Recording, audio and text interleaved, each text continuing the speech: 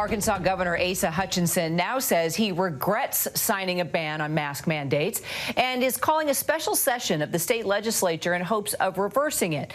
New COVID cases, hospitalizations, and deaths have been on the rise in Arkansas due to the spread of the Delta variant, and less than 40% of the state's population is fully vaccinated. Dr. Rick Barr is the Chief Clinical Director at Arkansas Children's Hospital. He joins us now live to talk about it more. Dr. Barr, I just want to start with the fact that you're in that hospital every day. You are seeing the kids that have been hospitalized. You've seen those kids that are on the ventilators. What is going on? What is it that we didn't know about the Delta variant that's now causing these kids to be hospitalized? Well, I'm encouraged people to think of the Delta variant as almost a completely different virus than the previous COVID strains. Throughout the pandemic, we have had a number of children admitted to the hospital that have tested positive for COVID, but they were often in the hospital for some other reason.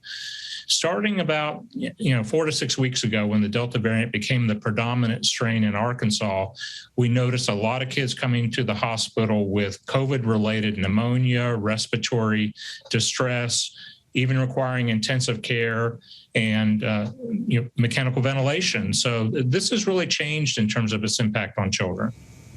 And in Arkansas, less than 40% of the state's population is fully vaccinated. Do you believe that is contributing to the rise in these kids having to get checked in? It certainly is. About half the kids that we've admitted to the hospital are older than 12, would be eligible to be vaccinated, and none of the children have been vaccinated. In fact, our interpretation is that the vaccine seems to be incredibly protective for children, and we're highly encouraging parents to get vaccinated themselves and to vaccinate their children that are eligible. So, Dr. Barr, how's your staff handling this? And are you lacking in any type of resources to help deal with this rise in cases? Well, this rise in COVID cases is on the backdrop of an incredibly busy viral respiratory season that we usually see in January, but it's happening in July right now. So other common respiratory viruses that land kids in the hospital, like respiratory syncytial virus, RSV, it's really circulating right now. So our staff are very busy. They're very tired, and they are encouraging everyone to get a vaccine if they can. I'll tell you, this has been a big conversation in our household, and that's masks. What's your message to your governor and state lawmakers as they reconsider the ban on mask mandates in schools right now? Well, we are promoting the American Academy of Pediatric recommendations that every child going back into school wear a mask, especially when they're indoors. Masks work. We know they work against preventive of COVID, and we didn't have a winter viral respiratory season because everyone was wearing masks. We know that they are so effective, and that's our message: is please wear a mask. Send your kids to school with masks. They will prevent transmission of viruses, including COVID.